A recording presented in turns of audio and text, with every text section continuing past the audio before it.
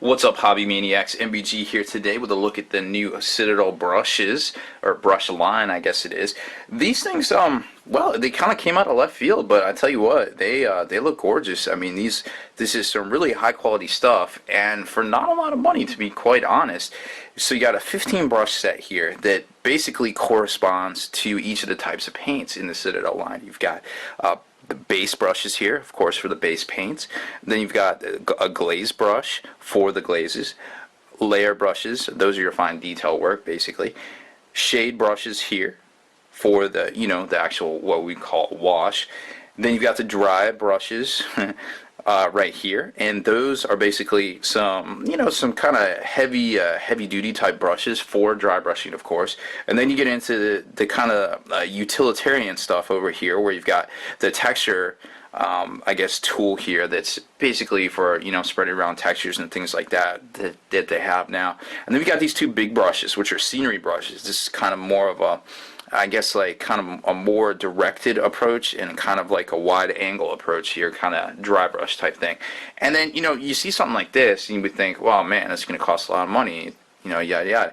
But I mean, these are only like $9 retail. I mean, granted, you could go and get a crappy brush at Home Depot that's might be $2 or $3, but it probably won't last as long as this one. I mean, these are hog hair brushes right here. The dry brushes in this one here, which supposedly, when you think of a natural hog, of course, in the wild, you don't really think of something cute and cuddly unless, you think of the Lion King, I suppose. But those hairs are a really stiff, kind of puts out like a heavy, kind of a heavy duty kind of thing. So when you're using those to dry brush, they're going to stand up more to the paint and to washings and things like that, and the abuse than say like sable hair stuff, which is going to be on your your fine brushes right here. So it's something very important to keep in mind. So let's kind of take a look at the line here. First off, like I said, we have these these look like professional painter brushes. Oh, I guess that doesn't come out of there, but I mean, just basically touching this stuff here, I can tell it's it's really, it's not something that's going to give. Like, I've used a lot of brushes, and this material is definitely, it's definitely high quality as far as it should be able to put up with a lot. And, for the price, it seems, pretty good there. Those are the hog hair ones, of course. Now, what I really like about this, too, is this is going to hold a lot of paint, on this edge here. When you go to do scenery and things like that, or maybe like ginormous tanks, this would make a great dry brush for like a Bane blade or something, that this is going to hold a lot of paint. You're not going to have to do multiple applications, so that's very cool. So there's those. Let's move those over to the done pile here. And then you've got this texture spreader, which is, yeah, we kind of saw something like this back in the past. It was gray. I think it's just like a stamped plastic kind of thing, where you basically just kind of pull the stuff out of the bottle and then just kind of spread it around on the base right there. Now, keep in mind, that's basically so you don't, I guess, destroy a real brush, but still, it's just basically a piece of plastic. I mean, you could use a piece of sprue if you were so inclined, but it's there and it's part of the line, so that's pretty neat. Then you've got these dry brushes, and the dry brushes are really cool because I prefer the chiseled or the flat tip brush, which is what we're looking at right here. We haven't seen this in a long while from them, and the last ones that they came out with were they're much thicker, and these ones definitely seem like they could handle dry brushing chores pretty easily and still stand up to, like, the test of time as far as like hard use and things like that. So these are definitely high quality. I'm not sure exactly what material these are made out of. Generally, they use like I guess like an ox, like kind of ox hairs for the general use kind of stuff. So I'm not exactly sure if that's it, but it definitely looks like to kind of be on par with some of these that I know are probably ox hair. So I'm just going to go with that. I could be wrong. Definitely reserve the right to change my story at any time there. But like I said, this is really cool. This is going to hold a lot of paint, in here, and you're going to be able to dry brush a lot more than some of these like smaller brushes they put out in the past. So you got three different varieties here. Obviously, this is a better one for tanks. This one for kind of like Terminator size models, and then of course this one right here for your normal infantry type thing. So again, very affordable. It's got this really kind of high quality coating on here. Now granted, it's not, if you leave them sitting in water, it's going to mess up, it's going to destroy the brush over time. But that being said, you don't really have to worry about it cracking and chipping, right off the bat and things like that. You don't really see this kind of quality in an actual, brush handle out there. Now remember, when you're using these brushes and you're adding paint to them, always try to leave this area free from paint. Now a lot of times this is kind of a metal type deal. It doesn't look to be that the case with these brushes, but what happens is once the paint starts getting in there, it starts to deteriorate the bond between the bristle and the actual paintbrush itself. So then that's where you start having the problems and hairs falling out and things like that. So always try to make sure that when you're using the paint, you don't get it up in there, because even a little bit can get up in there and dry and start causing problems in the long run. And there's no point to buying a bunch of brushes over time, because that's just expensive. All right, so next up we got the shade brush. There's two different versions of the shade brush. Now granted, I never bought into this sort of thinking for as far as shades go. I always used the type of brushes that you see right here to apply my washes and things like that, because I feel like it still holds enough paint and it would get in there, and you'd be able to kind of work it around. Now these definitely will hold a lot of paint. I mean, look at that shape right there. It's gonna suck up a lot of paint, shade, and it's gonna really be able to put it back down on a surface. So you just have to realize that maybe that's your thing, maybe not. There are alternative uses out there. Like I said, I always prefer the chisel tips for that sort of thing, but that's just me. And what works for me might not quite work for you. Obviously that's not Games Workshop's mentality, but again, what works for me might not work for you. Find what works for you and go with it. It's only crazy if it doesn't work, guys. Then you've got the layer brushes, and these are most likely sable hair, because it's very hard to hold a point. And then you can definitely tell that the material is different from the other ones. As soon as I pull these little protective doohickeys off, there you go. You can definitely tell that the definitely different material.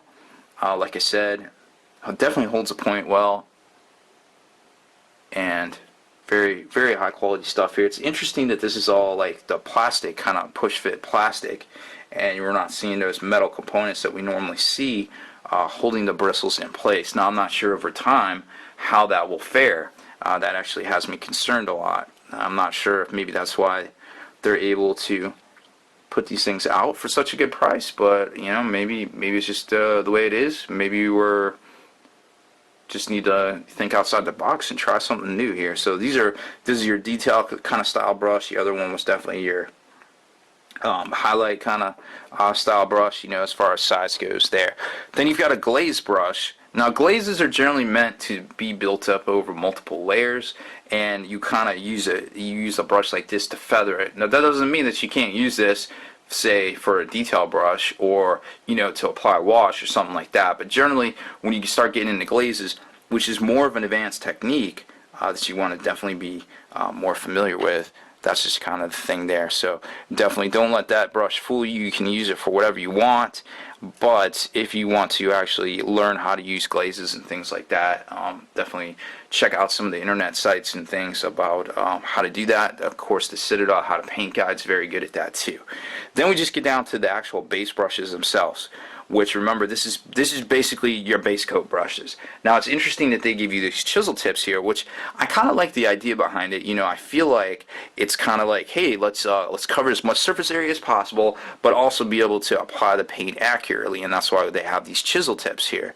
So like, say you're working with a tank, this would make a really good base coat brush, obviously, because you can put a lot of paint onto the model, but then also you're also going to be able to deliver it accurately, like around trim, if it's like a chaos model or something like that.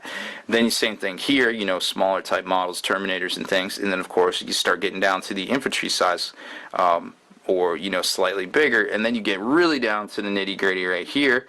And this thing is just for, basically doing trim or something like that, just getting those nice flat lines all over a particular model, and good to go. Because I definitely tell you what, doing a nice even base coat on something is very hard, but these brushes definitely look like they would make it way easier than normal. Now of course, you have the brushes, you want to take care of your brushes, because these things are not cheap. no matter where you buy them at, if you go with the Walmart brushes or you go with the Citadel stuff, they're all very, varying degrees of, I guess, expense. But you know for a fact, if you've ever used any of those cheap Walmart brushes, they're just not going to stand up over time. So get yourself some good brushes and take care of them. And a really good way to take care of them is with the Masters brush cleaner. This is great stuff. You can get this thing at like any of your hobby stores, AC Moore's, Michael's, Hobby Lobby, all those places. They all should carry this. It's mostly for oil paint and acrylics, but you can still definitely use it on these brushes. It's very safe. It's just basically like a big bar of round soap for your paint brushes. There it is. Over time, it shrunk in the thing here. I've probably had this for about 5 years now, so you can kind of tell how much I've used in 5 years. And I like to think I paint a lot, so this thing was definitely full, and that's how much it was used. So basically, what you do is you just get your brush wet.